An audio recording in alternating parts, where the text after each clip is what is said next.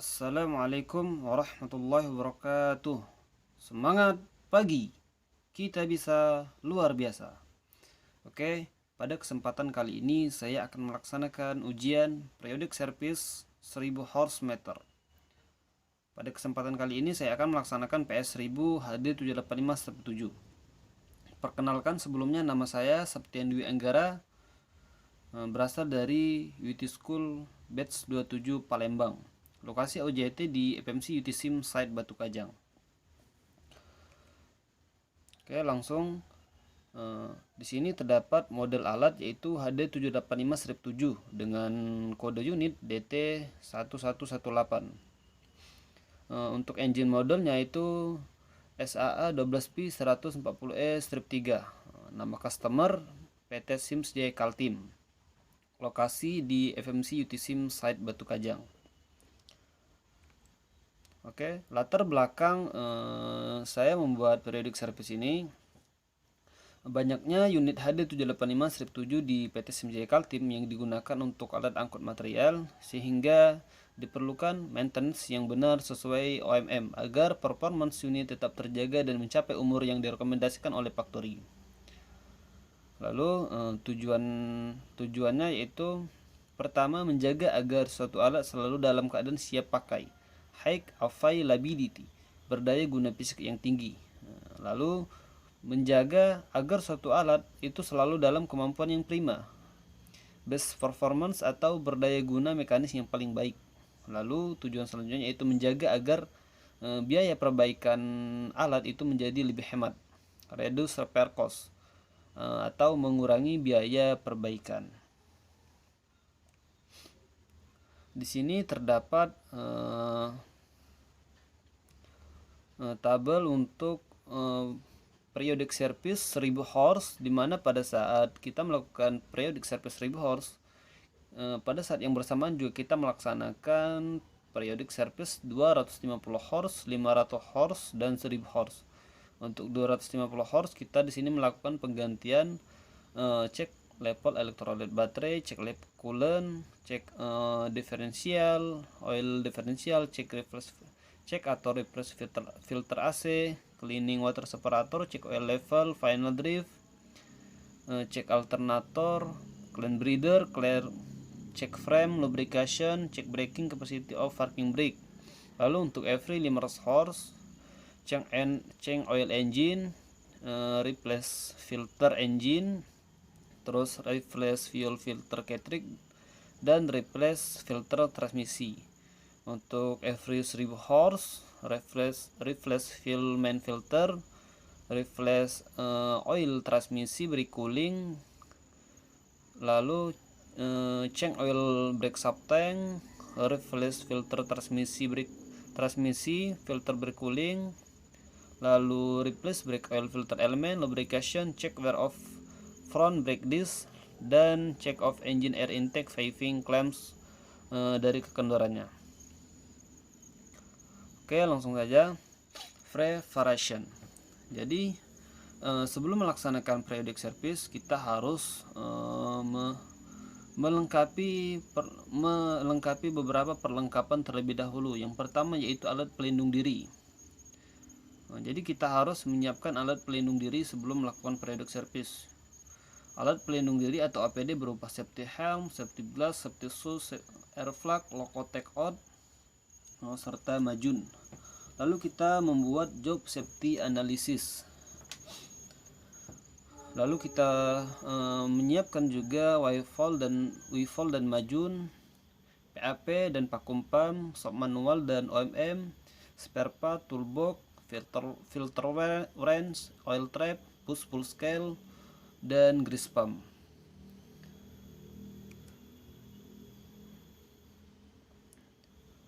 Oke, sebelum kita melaksanakan periodic service, ada beberapa hal yang perlu diperhatikan.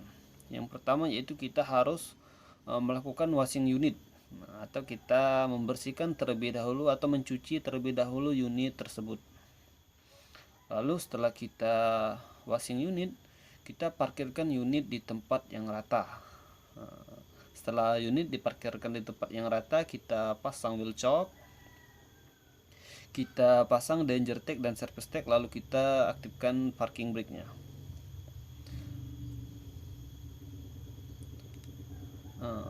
Yang pertama yaitu cek cleaning or replace air cleaner. Untuk melakukan pengecekan air cleaner, pertama kita buka koper air cleanernya terlebih dahulu. Setelah kita buka koper air cleanernya dengan melepas hook yang ada di kopernya, kita tarik keluar outer elemennya ya, kita tarik keluar. Lalu kita bersihkan bagian dalam air cleaner menggunakan wivol ya, yang sedikit basah untuk menyerap kotoran-kotoran yang ada di bagian dalam air cleanernya. Setelah kita bersihkan, kita bersihkan outer elemennya tadi menggunakan udara yang bertekanan 7 kg ya. Kita bersihkan outer elemennya itu dari dalam keluar, dari luar ke dalam, dan dari dalam keluar lagi dengan posisi itu kemiringannya itu 40 derajat ya, 40 derajat kemiringannya.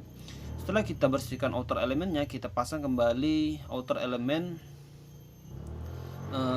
di air cleanernya tadi ya, di koper air cleanernya tadi, di housing air cleanernya. Setelah itu kita melakukan reset dash indikatornya. Di sini pada saat melakukan cek air cleaner ada beberapa catatan. Yang pertama, jangan melepas inner elemen saat akan membersihkan housingnya. Karena jika kita melepas inner elemennya itu bisa masuk, kotoran-kotoran bisa masuk. Lalu bersihkan housing dengan kain kering ya.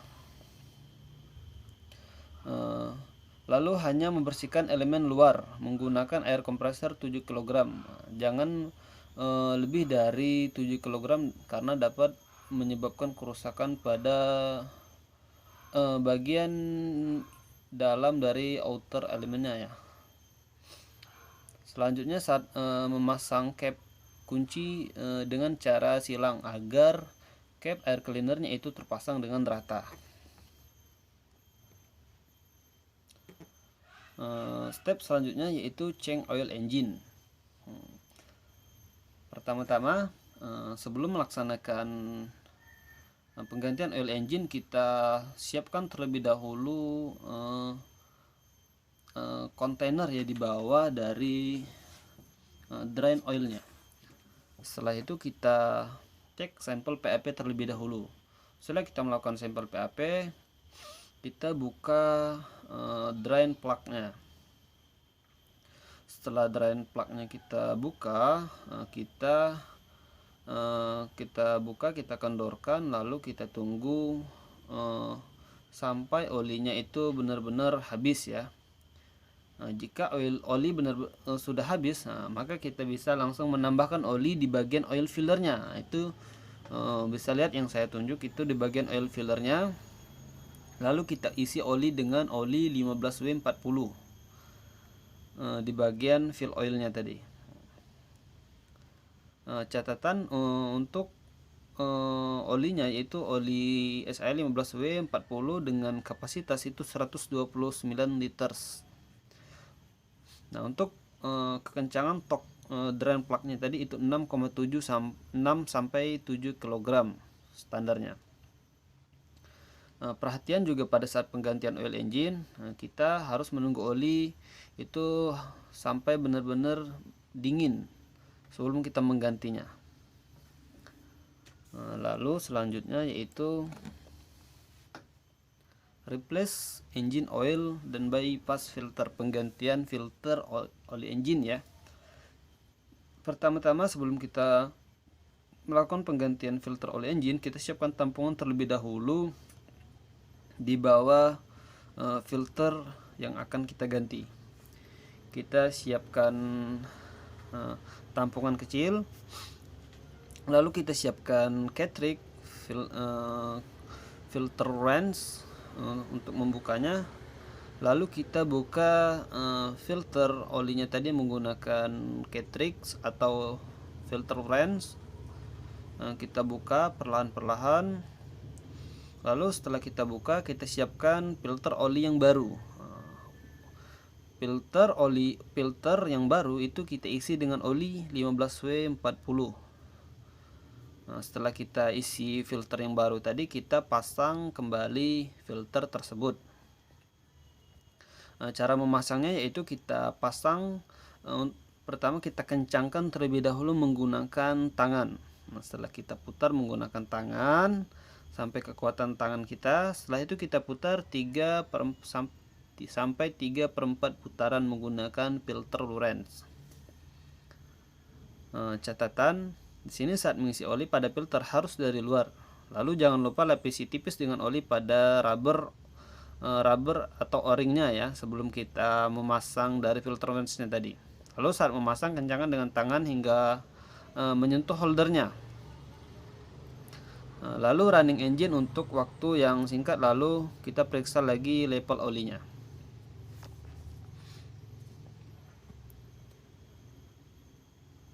Selanjutnya yaitu replacement fuel filter dan free filter. Nah, sebelum kita mengganti filter fuel, kita tutup terlebih dahulu keran yang ada di tangki fuelnya. Nah, setelah kita tutup, kita lepaskan fuel filter menggunakan filter wrench.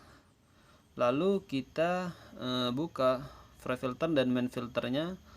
Setelah dibuka, kita isi free filternya dengan fuel. Nah, setelah isi, kita pasang free filternya, lalu kita pasang main filternya. Lalu kencangkan menggunakan tangan terlebih dahulu, lalu kita kencangkan sampai 3/4 putaran. Setelah itu kita buka kembali valve fuel yang ada di samping tangkinya setelah kita melakukan penggantian filter. Selanjutnya yaitu replace brake oil filter. Replace brake oil filter, pertama kita harus melepaskan terlebih dahulu internal tekanan yang ada di brake oil ya, dengan cara menekan setidaknya itu 20 kali brake pedal ya. Setelah internal pressure yang kita lepaskan, kita siapkan tampungan di bawah filter brake oilnya. Setelah itu kita buka filter brake oil menggunakan 5 French.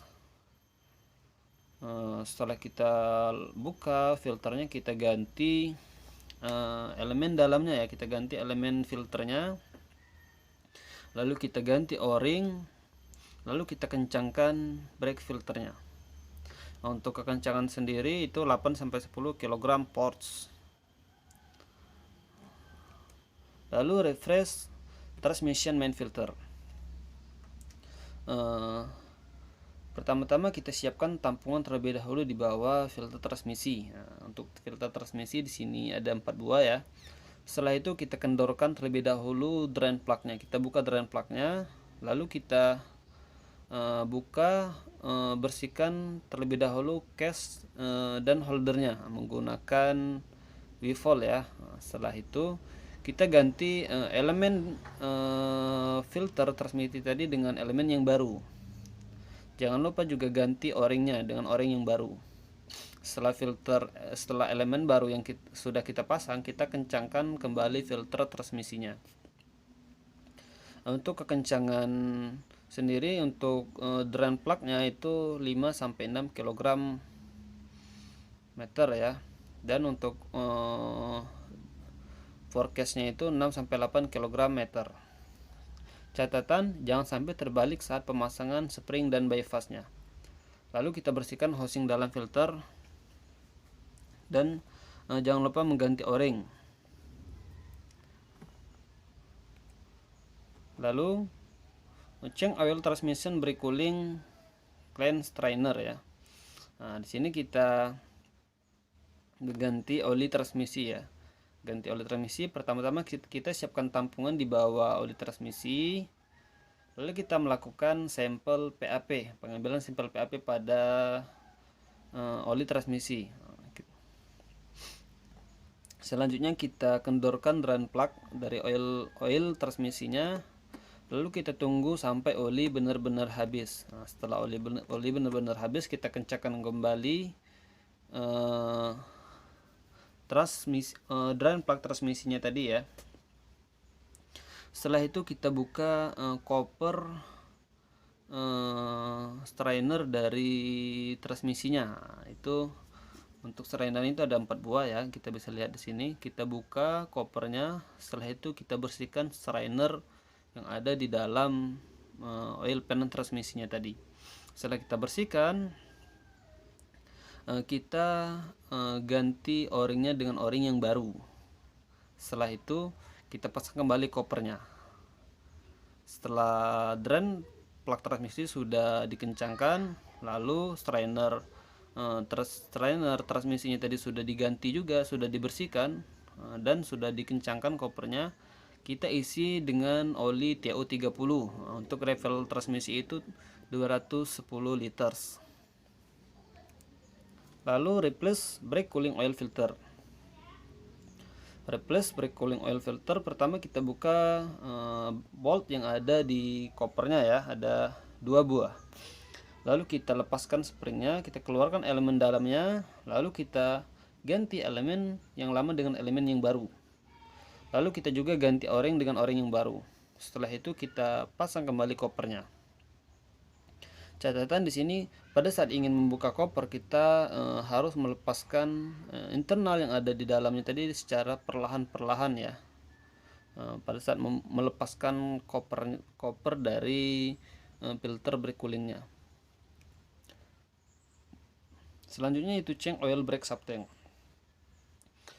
Change oil brake subtank, pada saat kita ingin mengganti oil brake subtank, kita lepaskan terlebih dahulu tekanan internal yang ada di brake subtank dengan cara menekan brake pedalnya itu setidaknya atau minimalnya itu 20 kali. Lalu pada saat kita mengganti oil tank, kita jangan menghidupkan engine sebelum menambahkan oli di subtanknya ya. Nah, jadi pertama kita siapkan tampungan di bawah brake subtanknya, lalu kita buka drain plug, lalu kita drain oli sampai benar-benar habis. Nah, setelah oli benar-benar habis, kita kencangkan kembali drain plugnya, lalu kita isi dengan oil yang baru ya. Nah, untuk refill kapasitinya itu 36 liters.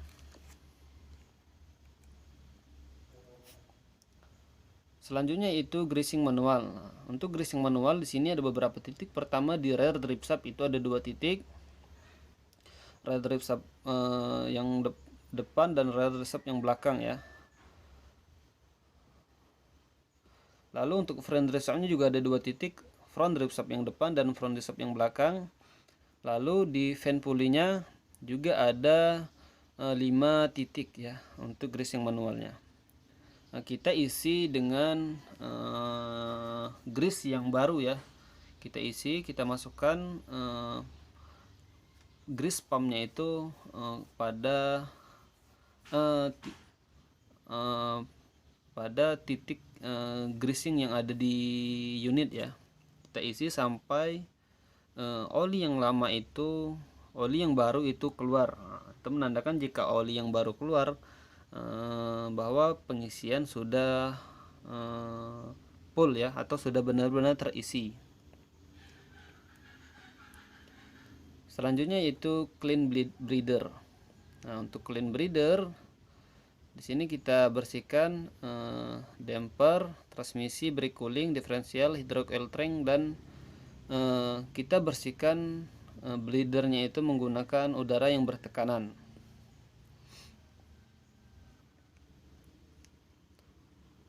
Lalu kita cek belt tension alternator dan AC kompresor. Untuk cek belt tension alternator AC, kita bisa menggunakan push pull scale ya. Nah, kita tekan menggunakan push pull scale apakah masih sesuai standar untuk belnya. Nah, untuk standarnya sendiri, untuk bel AC kompresor itu 6 kg force dan alternator itu 6 kg force. Selanjutnya yaitu maintenance baterai. Pertama kita bersihkan sekitaran pemplak baterainya menggunakan kain yang lembab ya. Lalu kita periksa level elektrolit baterai, lalu kita periksa voltage baterainya, terus periksa berat jenis elektrolit baterai, serta jangan lupa juga periksa bracket baterai dari crack dan kekendoran. Lalu replace filter air conditioner. Itu ada 2 buah yang di kabin luar dan di kabin dalam. Kita tinggal tarik filternya, lalu kita ganti dengan filter yang baru. Lalu kita tutup kembali, tutup dari filternya.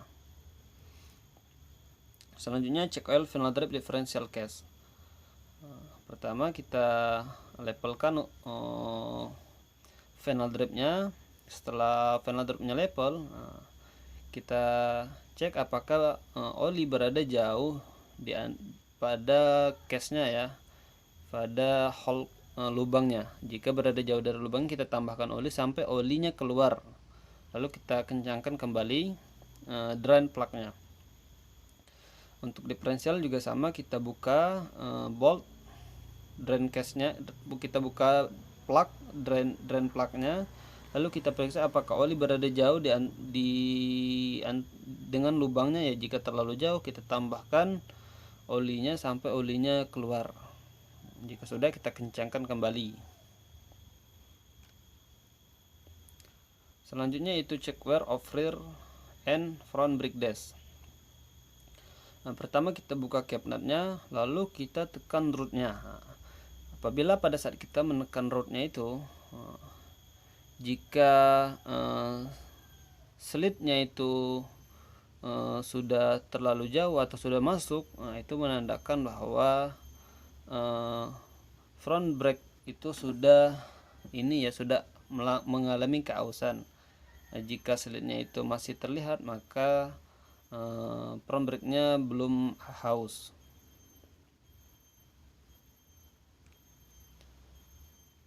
Selanjutnya yaitu check off engine air intake piping. Kita periksa apakah ada kekencangan, apakah ada kekendoran pada pipingnya ya. Di sini kita bisa lihat pada nomor 1 di air cleanernya itu ada 3 titik. Di nomor 2 itu ada 4 titik. Dan di gambar yang nomor 3 itu ada 5 titik ya. Nah, kita periksa apakah terdapat kekendoran. Selanjutnya cek braking capacity. Pertama cek capacity of foot brake. Pertama-tama kita injak foot brake-nya, lalu kita atur shift lever kita ke posisi D ya. Setelah itu kita naikkan engine perlahan-perlahan sampai di 1570 rpm. Jika unit tidak bergerak, itu berarti menandakan foot brake-nya masih bagus. Untuk retarder, pertama-tama kita posisikan unit pada tempat yang rata dan tarik tuas retardernya. Lalu kita atur shift lever pada posisi D, lalu kita naikkan putaran engine. Jika unit tidak bergerak di 1200 rpm, maka retardernya normal ya. Lalu untuk parking brake, pertama-tama kita posisikan unit pada tempat yang rata, lalu kita aktifkan parking brake, lalu kita atur shift levernya pada posisi D, lalu kita naikkan putaran engine. Jika unit tidak bergerak di 1335 rpm, maka parking brake-nya itu normal.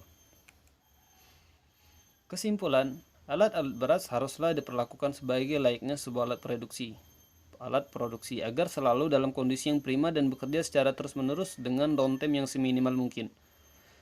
Untuk sarannya, lakukan periodic service dengan baik dan benar sesuai service meter agar umur alat panjang sesuai yang direkomendasikan oleh factory. Juga agar suatu alat dalam keadaan siap pakai dan berkurangnya ongkos perbaikan alat. Oke, sekian dan terima kasih. Semangat pagi. Kita bisa luar biasa. Oke, selanjutnya sesi tanya jawab. Silakan jika teman-teman ada yang ingin ditanyakan pada sesi kali ini. Assalamualaikum. Waalaikumsalam warahmatullahi wabarakatuh. Izin bertanya, perkenalkan nama saya Arif, ingin bertanya cara membersihkan air cleaner. Oke ya, untuk Arif membersihkan air cleaner. Nah, ini kita kembali ke slide-nya terlebih dahulu ya. Cara membersihkan air cleaner.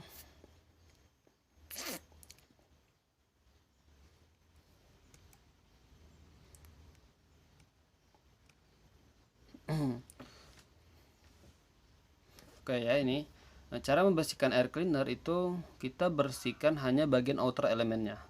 Nah, kita perhatikan tadi, pertama kita bersihkan terlebih dahulu dari dalam keluar untuk outer elemennya. Setelah kita bersihkan dari dalam keluar, kita bersihkan lagi dari luar ke dalam. Nah, setelah kita bersihkan dari luar ke dalam, kita bersihkan sekali lagi dari dalam keluar. Nah, dengan posisi dari pressure air ininya tadi, pressure kompresornya tadi atau air kompresornya tadi dengan posisi itu 40 derajat ya kemiringannya, dan dengan tekanan 7 kg. Tidak boleh lebih dari 7 kg ya, karena bisa merusak bagian-bagian dalam dari outer elemennya. Lalu jika kita ingin melakukan pengecekan kerusakan atau apakah ada bagian yang rusak pada outer elemennya, kita bisa memasukkan cahaya ya atau bola lampu ke dalam outer elemennya. Setelah kita pasang bola lampu, kita perhatikan apakah terdapat cahaya yang ada di sekitar atau di luar outer elemennya. Jika terdapat cahaya, maka bisa dipastikan bahwa outer elemennya itu sudah rusak ya. Jika terdapat tembusan cahaya, maka outer elemennya itu masih bagus dan masih bisa digunakan. Nah, mungkin itu untuk penjelasannya. Oke, terima kasih enggak, sangat jelas. Oke, jika sudah jelas, silakan jika teman-teman masih ada yang ingin ditanyakan kembali. Assalamualaikum warahmatullahi wabarakatuh. Waalaikumsalam warahmatullahi wabarakatuh. Perkenalkan, nama saya Salpani. Saya ingin bertanya, bagaimana cara pengukuran push-pull scale yang benar? Oke, cara pengukuran push-pull scale yang benar ya. Nah, cara pengukuran push-pull scale yang benar. Nah, ini bisa kita lihat ya. Nah,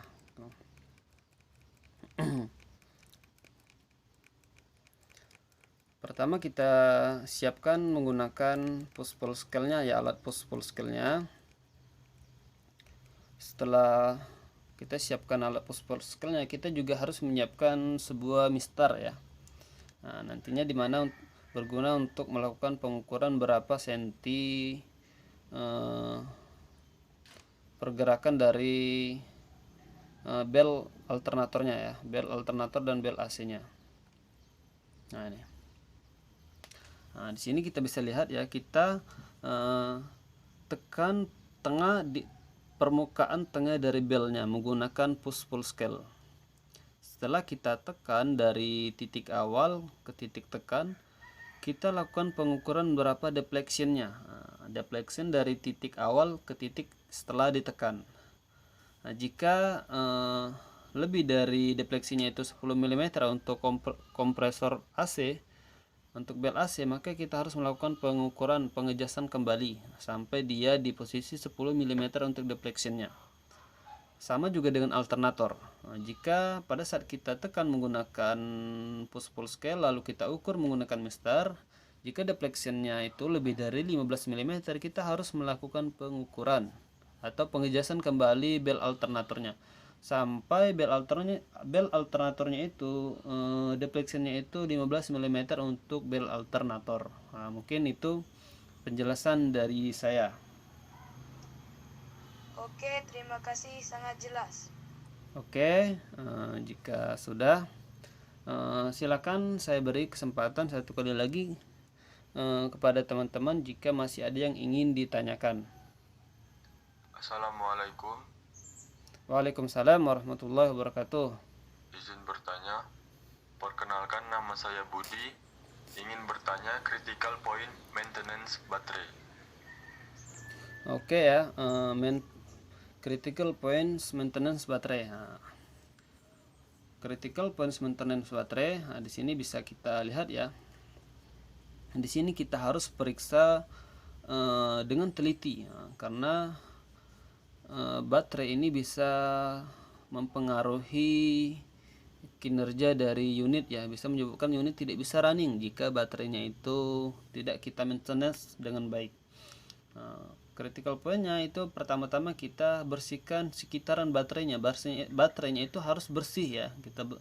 Dari kotoran, debu atau lumpur-lumpur. Kita bersihkan terlebih dahulu bagian sekitar baterainya. Lalu kita harus selalu periksa level elektrolit baterainya. Harus selalu dalam keadaan level. Setelah itu kita periksa kekencangan dari bracketnya. Ini bracketnya ini bisa berpengaruh. Jika bracketnya tidak kencang, itu bisa membuat baterainya itu bergerak. Jika baterainya bergerak ke kiri ke kanan, itu bisa membuat kabel-kabel itu putus ya. Itu bisa mempengaruhi unit-unit mati nanti. Lalu kita bersihkan juga terminal baterai. Kita juga bisa kasih pelindung dengan baterai terminal protektor ya, untuk melindungi terminal baterainya dari jamur atau hal-hal lain yang mengganggu. Mungkin itu untuk critical pointnya ya, untuk critical point maintenance baterai. Oke, terima kasih enggak, sangat jelas. Oke, jika sudah, mungkin ini saja yang dapat saya sampaikan. Lebih dan kurangnya saya mohon maaf. Wassalamualaikum warahmatullahi wabarakatuh. Semangat pagi, kita bisa luar biasa.